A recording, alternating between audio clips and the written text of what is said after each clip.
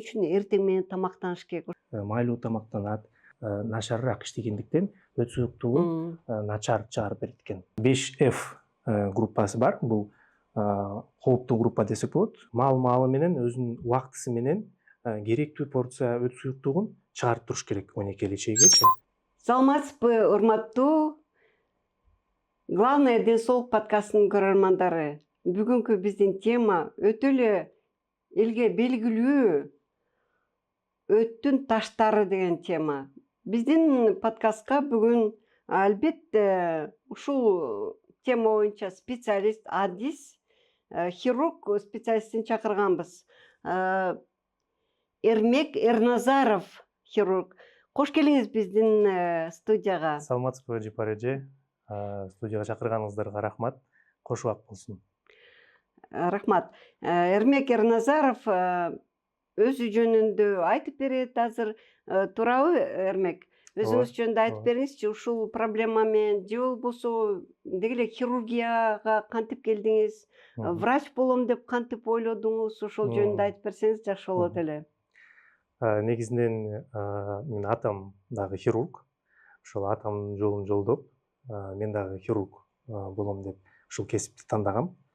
Анан 2011-жылы биздин Исаканович Ахунбаев атындагы медициналык академияны аяктап, Москва шаарына аттанып, ошол жактан ординатураны бүтүп, андан соң Николай Иванович Пирогов атындагы университетке аспирантурага тапшырып, ал жерден илимий ишимди жактап, ушул 28 профессор, атактуу академиктердин арасында өзүмдүн медицина илимдеринин кандидаттыгын жактап, анан ошол эле шаарда Савельева клиникасында эмгектенип, жалпы хирургиясында эмгектенип, ушул өт ооруларын, боор оорулары менен жана ичеги, жоон ичке ичегилер менен иштеп, эмгектенип, анан былтыр өзүбүздүн мекенибизге кайра келип, азыркы учурда Авиценна клиникасында эмгектенип келем. Эң жакшы. Эрмек мырза, бул жер таанып, элди көрүп, башка жака барып, канча азыркы кезде жаштар кетип атышат, Көбү айтат, ой, кандай жаман башка жака кетип атат деп. Менин оюм боюнча бул жакшы. Жаштар баягы элди көрүп, жерди көрүп, үйрөнүп, өзүнүн жерине келип, ошол тажрыйбаны улантып атасыз. Сиз ошолордун катарында болуп атасыз. Эң жакшы. Бүгүнкү биздин темабыз, биз сиз менен сүйлөшкөндөй, өттүн таштары. Бул эми Кыргызстанда өтө эле көп кездешет. Мен азыр статистиканы айта албайм, мүмкүн сизде бардыр. Анан кийин ушул өттүн ташы деген ооруну айтып берсеңиз, эмнеси, кандай болот, деги эле баягы аныктамасын. Өт деген эмне? Өт бул өзү желчь, анан желчный пузырь бул өт баштыкчасы, өт суюктугу бул кадимки желчь. Анан ушул өт баштыкчасында же өт түтүкчөлөрүндө, өт жолдорунда таш пайда болууну, ушуну өт таштары деп аталат. Анан негизи боор бир суткасына 0,5 литрден 1,5 литрге чейин өт суюктугун бөлүп чыгат. Анан ошол суюктуктун курамындагы холестерин, билирубин жана өт кислотасы, ушул 3 негизги элементтердин, заттардын тең салмактуулугу бузулгандыктан, биринчиден бул өт суюктугунда майда кристаллдар пайда болот. Ал кристаллдар бири-бирине биригип отуруп, анан катып, андан кум пайда болуп, андан улам таш пайда болот. Бул механизм, бул эми мындай целый бир каскадный механизм десек болот, каскаддык бир процесс. Буга түрткү болгон көп факторлор бар, көп себептер бар. Ошол эле мисалы үчүн генетикалык фактор, тукум куйт десек болот. Өт таштардын пайда болуу себептери, ооба. Жана бул туура эмес тамактануу, мисалы үчүн рационубузга майлуу, ышталган, куурулган тамактарды, ачуу тамактарды көп колдонуу, көп тамактануу жана сейрек тамактануу. Себеби өт баштыкчасы маалы менен өзүнүн убактысы менен керектүү порция өт суюктугун чыгарып туруш керек 12 чейгечи. Анан эгерде мисалы үчүн кээ биркилер эртең мененки тамакты тамактанбайт, даже ушул статистика боюнча эртең менен тамактангандарда өт таштары азыраак пайда болот экен. Ошол Анткени учурда түн ичинде толуп калат өт баштыгы. толуп калат. Анан эртең менен тамактанганда ал керектүү порциясы 12 чейге чыгат дагы. Анан өт баштыкчасы бошоп, ичинде көп өт суюктугу көп турбай, коюланбай турат да. Ушундай болот. Мындан сырткары бул суу көлөмүн туура ичүү, мындан сырткары бул азыркы учурда бул контрацептивдик дары дармектердин буга түзүнүктүү таасири бар. Аз кыймылдоо жана ашыкча салмактуулук. Негизинде бул медицинада 5F группасы бар. Бул кооптуу группа десек болот. Группа риска коет. 5F бул англис тилиндеги F тамгасынан башталган 5 сөздөр. Булар 40, fat, female, fair жана fertile. Ошону эми чечмелеп берсеңиз. Бул деген 40 жаштан өйдөңкү адамдар. Себеби 40 жаштан биринчиси. Андан кийин бул көбүнчө аялдар, аял кишилер. Статистика боюнча аялдар эркектерге салыштырмалуу 3 же 4 эсе көбүрөөк болот экен, көбүрөөк кездешет. Андан сырткары бул көп төрөгөн аялдар, себеби баягы эле гормоналдык фон, баягы эле эстрогендин таасири бар экен да мында. Мындан сырткары негедир ушул блондиндер, ак жумал, сары чачтуу кишилерде көбүрөөк кездешет экен. Себеби ушул генетикалык түрдө булардын өт баштыкчасынын булчуңдары бир аз начарыраак иштегендиктен өт суюктугун начар чыгарып берет экен. Ошондуктан буларда көбүрөөк кездешет экен. Жана сөзүңүз каралчы. Ашыкча салмактуулук. Ашыкча салмактуулук. Себеби бул кишилер ушул баягы эле туура эмес тамактанат, майлуу тамактанат, жеген калорияларын күйгүзбөйт, аз кыймылдайт. Ошондуктан булар дагы баягы холестерин менен өт кислотасынын тең салмактуулугун бузганга түрткү берет. Азыр айтайын деген бир тамаша катары.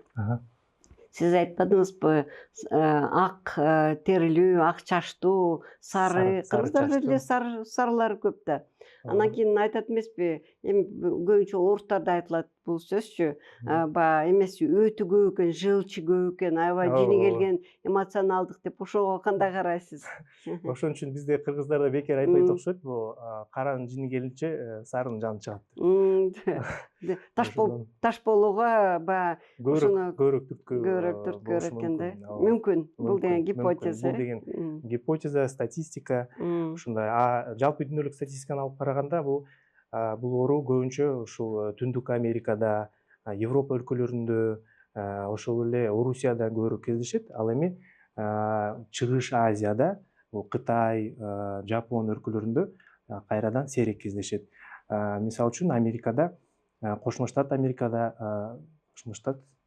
өлкөсүндө 25%дан калктын 25-тен 30%га чейин ушул оору менен оорушу ыктымал экен. Ал эми ошол эле Жапонияда 1-ден 5%га чейин гана калктын саны оорушу мүмкүн экен. Эрмек мырза, башынан дайыр жолу кайталап кетели. Деги эле өт баштыкчасынын пайдасы, адамдын функциясы, пайдасы. Эмнеге жараткан ушунду жараткан да өт баштыкчасын. Анан жана ушуга байланыштуу эмне үчүн эртең менен тамактаныш керек? Ошону дайыр жолу айтып кетесизби биздин көрүүчүлөргө? Бул эми нормалдык физиологияда боор өт суюктугун бөлүп чыгат. Ал өт суюктугу келип, өт баштыкчасына келип чогулат. Өт баштыкчасы мындайча айтканда резервуар функциясын аткарат. Анан биз тамактанган кезде өт баштыкчасы сыгып, жыйрылып, ичиндеги өт суюктугун 12 ичегиге чыгарып берет. Анын составындагы ферменттер биз жеген тамакты аш кылууга жардам берет. Ооба. Демек ал жөнөкөй эле пайда болгон эмес экен да, ошол кичинекей орган, ал сөзсүз керектүү жөн жаралган эмес, жөн жаралган эмес. Мисалы мындай бир окуялар болгондо, баягы таш эмес, баягы воспаление, сезгөнүү болгондо эле ошону алып салса болот деген бир эмелер чыкканда бир убактардачы. Азыр ошого кандай карайсыз? Эми Эдуард Израильевич Гальперин бул ушул именно өт түтүкчөлөрү боору менен иштеген чоң профессор, кийин академик болду. Бул айткан бир сөзү бар. Эгерде өт баштыкчасы сезгенип калса, воспаление болуп калса, демек ал жерде биз көрбөгөн майда таштар болушу мүмкүн. Демек ташсыз өт баштыкчасы воспаление болбойт деген кепти көп айтышуу. Бирок жана УЗИ обследованиядан көрүнбөшү мүмкүнбү? Анткени УЗИ обследование эми майда өтө майда болсо көрүнбөй калышы да мүмкүн. Ооба. Түшүнүктүү. Анда баягы себептерин айтып кеттиңиз, жакшы айтып кеттиңиз. Анан кийин кайсыл убакта кандай таштар пайда болот? Анан кийин кандай таш пайда болгондо операцияга баягы показания деп коет го, ошондой болот. Ошол жөнүндө айтып кетсеңиз. Негизи холестериндик жана пигменттик таштар болот. Көбүнчө 80%га чейин холестериндик таштар пайда болот. Бул таштар ушу баягы эле холестерин менен өт кислотасынын тең салмактуулугу бузулуп, холестерин организмде көп болгондугунан келип чыгат. Эгерде операцияны айта кетсек, анда негизи азыркы учурда бул өт таштарынын алтын стандарт дарылоосу бул лапароскопия жолу менен өт баштыкчасын алуу, таш менен кошо өт баштыкчасын алуу болуп эсептелет. Себеби илгери 70-жылдары Америка Кошмо Штаттарында атайын ушундай бир изилдөө жүргүзгөн экен. Эми баягы бейтаптардан да суроо болуп калат. Эмне себептен өт баштыкчаны да алыш керек, таштарды эле алып, баштыкчанын өзүн калтырып койсо болбойбу деген суроолор жаралат. Ошондуктан 70-жылдары Америкада окумуштуулар атайын изилдөө жүргүзгөн экен. Ушинтип өт баштыкчасын ачып, ичиндеги таштарды алып кайра тигип коюшканда, бирок бул ыкма жакшы результат берген эмес. Себеби кийинки 3-5 жылдан кийин ал таштар кайра эле пайда боло берген. Демек булар кандай жыйынтыкка келген? Демек бул таш пайда болгон өт баштыкчалар ошол учурда уже өзүнүн функциясын жакшы аткара албай калган. Ичиндеги өт суюктугун чыгарып бере албай калган. Ошондуктан ичинде застой болуп, анан дагы жана айта кеткен көп факторлордун айынан кайрадан эле таш пайда боло берген. Ошондуктан булар ушундай концепцияга топтолгон. Демек өт баштыкчаны алуу зарыл экен деп. Эми азыркы учурда бул лапароскопиялык жолдон сырткары баягы адаттык хирургия менен кесип дагы алса болот. Эки ыкманын тең өзүнүн позитивдик жана негативдик жактары бар. Кечирим сурайм сизге. Мындай суроо туулду. Мына сиз айтпадыңызбы, эксперимент жасап, жана өттүн ташын, бирок баары бир эле таш пайда боло берген депчи. Болуптур. Лапароскопиялык методбу же башка бир метод менен ошол өттүн баштыкчасын алып салды. Алып салгандан кийин өттүн ташы жок, ал таштар боордо пайда болобу? Кайрада кийин. Эгерде өт баштыкчаны алып койсобу? Алып койгондон кийин. Алып койгондон кийин өт түтүкчөлөрүндө пайда болушу мүмкүн, бирок өтө сейрек кездешет. Өтө сейрек кездешет. Демек бул өт баштыкчасы ушол өбөлгө берет экен да ташты пайда болууга, Ооба. Мисалы деп коелу. Мисалы мен өзүмдү алайын. Мен өзүмдө, Кудай сактасын, таштар бар экенин кантип байкайм? Белгилери?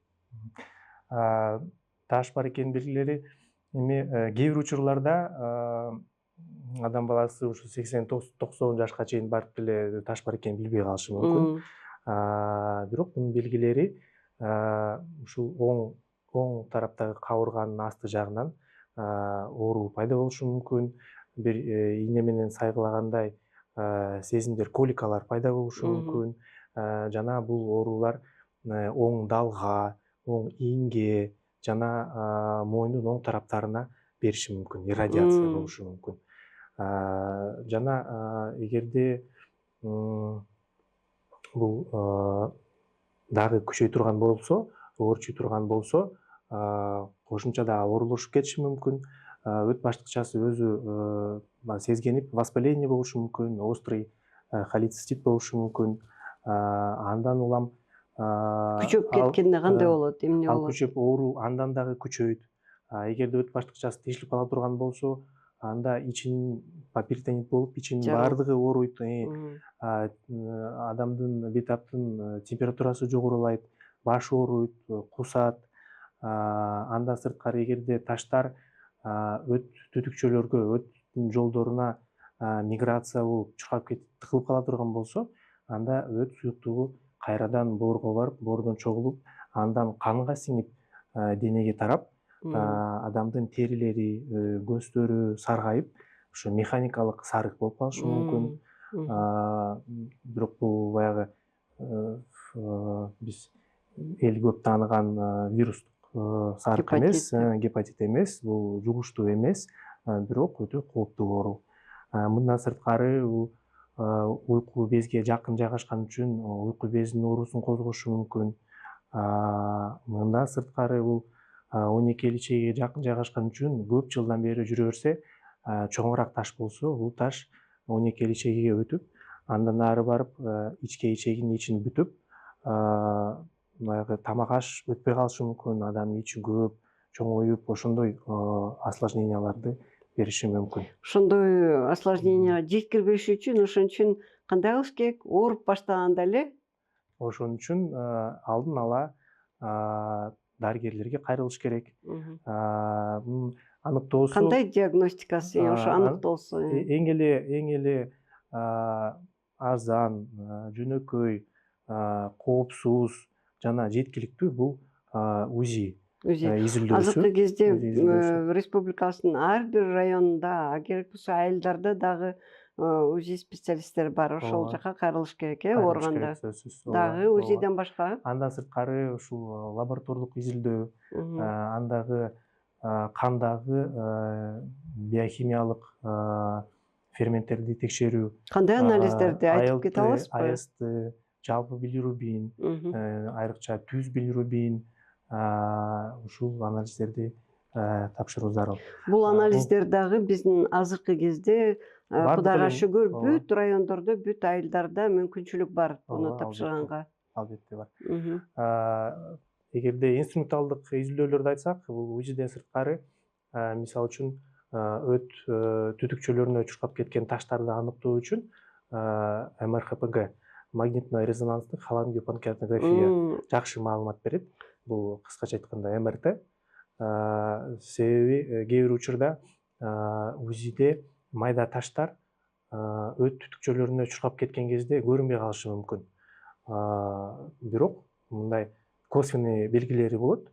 Өт түтүкчөлөрү кеңейип, же бейтап саргарып, ошол эле учурда МРТ буга далилдеек эффективдүүрөөк болуп эсептелет. Бул эми баягы диагнозду коюуда кыйынчылык болгондо МРТ эми бул өтө эле кымбат, өтө эле кийинки заманбап технология болгондуктан азыр ушу Бишкек шаарында гана жасалат, туурабы? МРТ. Ооба, эми материалдуу. Эми буюрса мүмкүн райондорго да жетет деп аябай баягы ойлонобуз, кыялданабыз. Ойлонобуз. Өт ташы жөнүндө айтып кеттиңиз. Сиздин бир өтө эле кандай десем, эсиңизде кала турган ушундай бир операциядан өт ташын жөнүндө айтып бере аласызбы? Окуя жөнүндөчү, ушу оорулуу жөнүндө. Ооба. Бир негизи бардык эле хирургдарда аябай ушундай кызыктуу учурлар кездешсе керек. Менин тажрыйбамда мындай бир учур болгон.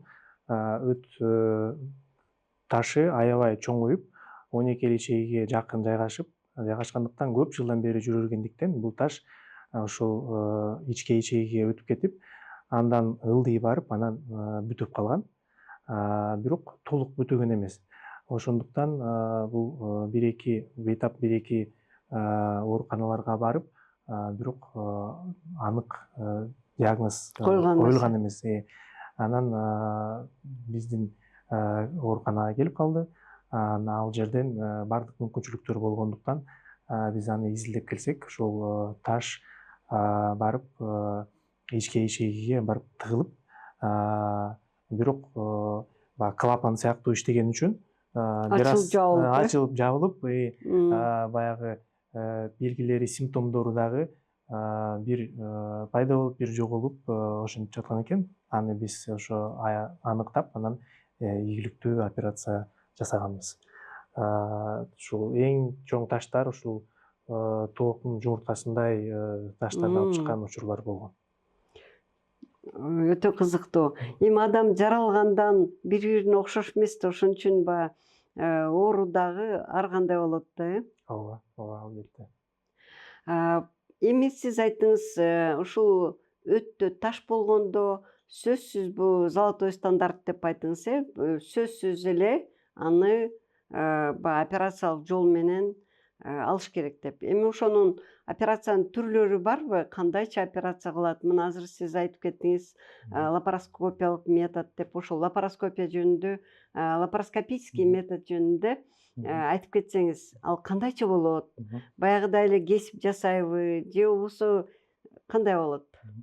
Лапароскопиялык жолунда бул атайын кичинекей тешиктер аркылуу инструменттерди, аспаптарды жана камераны ичке бейтаптын ичине киргизип, өт баштыкчасы алынат. Деги эле башка дагы көп операцияларды жасаса болот, бардык эле операцияны лапароскопиялык жол менен жасаса болот. Бунун артыкчылыгы эми чоң кесилбейт. Операциядан кийин тез ордуна келет, көп оорутпайт, эрте эле убакта калыбына келет, туруп басып, ошо биринчи, экинчи күнү эле кыймылдап кадимкидей жүрө берет. Биздин кээ бир бейтабыбыз болгон, эртең менен операция жасалган, кечке маал ал өзү дарыгер болчу, стоматолог болчу, кечке маал конференцияга кетип калыптыр. Жумушуна кетип калыптыр. Ушундай. Жакшы. Бул эми азыркы күндүн технологиянын өсүшүнө болуп атат. Ошого катары эле мына сизге окшогон жаштар ошого үйрөнүп, өзүнүн жерине келип ошону жасап башкаларга да үйрөтүп атканына эң сонун өбөлгө. Эң жакшы. Эрмек мырза, мынакей биз ушул таштар жөнүндө, өттүн ташы жөнүндө, деги эле таштар өттө эле эмес, башка жерде эле заара түтүкчөлөрүндө болот, бөйрөктө болот. Ошо сиздин тема боюнча, мынакей өт ташы боюнча кандайча алдын алса болот? Кандайча ушул таштарды болтурбоо болот? Сиз башында айтып кеттиңиз, ошону дагы бир жолу кайталап, кеңейте айтып кетсеңиз жакшы болот эле.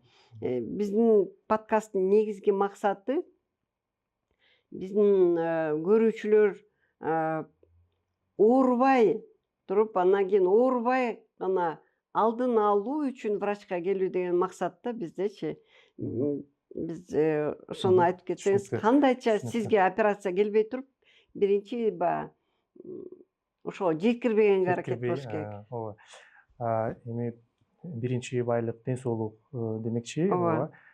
Ден соолукту ооруну дарылагандан көрө оорунун алдын алган жакшы, арзан жана бекер десе деле болот. Ооба. Себеби бул биздин жашоо мүнөзүбүздөн көз каранды. Эгерде адам баласы ошо туура тамактаныш керек, майлуу, куурулган, ышталган тамактарды рационуна азыраак колдонуш керек. Көбүрөөк чөп жаар, жашылча, мөмө жемиш, кызылчаларды көбүрөөк жеш керек. Суу көлөмүн дагы туура ичиш керек. Жана мисалы үчүн төрөгөн энелерге айтарыбыз бул төрөгөндөн кийин бөбөктү сөзсүз эмгизиш керек. Себеби эмгизген учурда дагы ашыкча холестериндер, ашыкча калориялар дагы күйгөндүктөн бул дагы жардам берет экен. Мындан сырткары ушул ашыкча салмак менен күрөшүү, бул спорт менен алектенүү, негизи кыймылдоо, жанагы движение это жизнь дегендей, кыймылдоо бул кыймыл аракет чын эле жашоону узартат. Жана кээ бир изилдөөлөргө караганда даже намаз окуу дагы бул өт суюктугун керек учурда бөлүп чыгарат деген дагы изилдөөлөр бар. Ооба. Ошон үчүн ушундай сунуштарды айтмакчымын. Мындан сырткары ар бир адам өзүнүн ден соолугун ойлоп, бир жылда бир жолу жок дегенде ушул УЗИ изилдөөсүн өтүп турса, бул аябай пайдалуу. Жакшы. Мына азыр баягы айтып кетпедикпи, тамаша катары баягы сары адамдар же болбосо ачууланган, эмоционалдуу состояниедегилер көбүрөөк ооруйт экен деп. Ошон үчүн негизги баягы кеңеш дайыма жайдары болуп, бирөөгө жакшылык каалап, жакшынакай маанайда жүрсө, ал дагы иммунитетти көтөрөт экен, Ооба, албетте, албетте. Эрмек мырза, анда мынакей сизде мындай суроо да, акыркы кезде ушундай бир чекап деген чыгып атат. Мурданы профосмотр деп айтылчу, скрининг деп айтылат, ушу диспансеризация деп айтылчу. Ушул чекаптар боюнча мен ар бир подкастта айтып атам, бирок мен ойлойм бул аздык кылбайт. Мисалы, туулган күнүндөбү же үйлөнгөндөбү ушуну чекапты белек катары берсе, ошого кандай деп карайсыз? Ушул дагы өттүн ташын алдын алууга өбөлгө береби же бербейби ошол жөнүндө? Албетте, албетте берет. Бул жакшы ой, жакшы белек Жакшы белек, болот деп эсептейм. Ооба. Ушуну биз өзүбүздүн маданиятка баягы киргизсек жакшы болот эле. Ата энелерге мисалы жаштар айтат, мен Европадан келип ушул жактан көрдүм, аябай кымбат экен, обследование деги эле врачка кирүү. Ошон үчүн мен тиги апама чекап белек кылдым дейт, туулган күнүнө дейт. Анан ошондо ойлодум да, демек баягы жаштардын аң сезими өзгөрсө, демек бул жакшы жакка баратканыбыздын бир белгиси деп. Ооба, ооба, албетте. Албетте, негизи бул мисалы үчүн Европа өлкөлөрүндө бул жөн эле УЗИ эмес, жада калса гастроскопия, колоноскопияларды бир жылда жок дегенде 2 жолу өтүп турганды сунушташат да. Бизде эми азыр жылыш бар деп ойлойм, бирок мурунку учурларда мисалы үчүн колоноскопия эмес, тиш дарыгерине барыш деле, өз убагында барыш деле биз үчүн адаттагыдай көрүнүш болуп эсептелбейт болчу. Ооба, бизде бар эмеспи, сиз айтып кеткендей, ошону дагы эстеп кеттиңиз, биринчи байлык ден соолук деп. Ошол сөздү унутуп коебуз дагы, анан ошон үчүн биздин подкасттын негизги эмеси главное ден соолук деп айттык да. Ошол мен ойлойм жеткиликтүү депчи. Жакшы, Эрмек мырза, сиздин алдыңызда дагы көп жакшылыктар болсун, дагы көп жакшы специализациядан өтүп, элиңизге, жериңизге эмгегиңиз өтсүн. Анткени врач үчүн өзүнүн пациенти айыгып кетсе, ошондон артык эмне эле бакыт жок дегендечи. Кубаныч жок. Кубаныч жок. Ооба, албетте. Рахмат сиздерге, чоң Сизге рахмат. ийгилик каалайм. Сиздерге дагы чоң рахмат. Главное ден соолук подкасты дагы өнүгүп өрчүп, эң алдыңкы популярдык подкасттардан боло берсин. Ооба, анткени биз элге ден соолук жөнүндө гана маалымат беребиз деп ойлойм. Бул да бергендик деп ойлойт да. Берген киши дайыма өзүн жакшы сезет эмеспи, бактылуу болуп. Эрмек мырза, сиздин Instagram страничкаңыз же башка соцсеттерде бар болсо, биз шилтемени сөзсүз бар да, ошону шилтемени жазып коебуз. Эрмек мырза, катталыңыздар, суроолорго жооп берип турасыз деп ойлойм. Анан ушул подкастты активдүү көргөндөргө бизде бир ушундай бир белек бар. Эрмек мырзадан акысыз консультация болот. Эрмек мырза өзү жооп бергенге аракет кылат ушул суроолорго. Урматтуу көрүүчүлөр, эгерде сиз өзүңүздүн, жакындарыңыздын ден соолугуна кам көрөм десеңиз, биз менен болуңуз, ушул маалыматты бөлүшүңүз, угуңуз, көрүңүз, ден соолугуңузга бекем ден соолук каалайбыз. Рахмат. Рахмат.